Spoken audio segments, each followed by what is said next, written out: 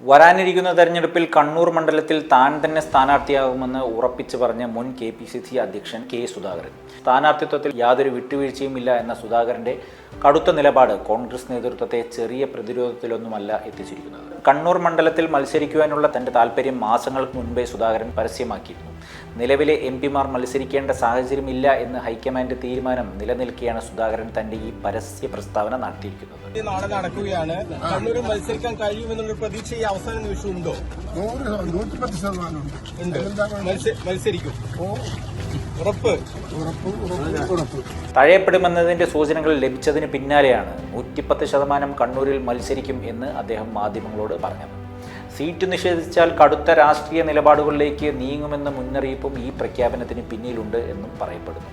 സുധാകരന്റെ അപ്രതീക്ഷിതമായ നീക്കത്തോടുകൂടി കണ്ണൂർ സീറ്റിൽ കണ്ണും നട്ടിരിക്കുന്ന മറ്റു നേതാക്കൾ ഇപ്പോൾ അങ്കലാപ്പിലായിരിക്കുകയാണ്. സ്വയം സ്ഥാനം പ്രഖ്യാപിച്ചാൽ ഇനി മാറ്റമുണ്ടാകില്ല എന്ന തോന്നലിലാണോ സുധാകരന്റെ ഒരു മുഴം മുന്നേ എറിഞ്ഞുള്ള ഈ നീക്കം? ഹൈക്കമാൻഡ് ഈ വിഷയത്തിൽ എന്ത് തീരുമാനമെടുക്കും എന്നതിലേക്കാണ് രാഷ്ട്രീയ കേരളം ഉറ്റുനോക്കുന്നത്.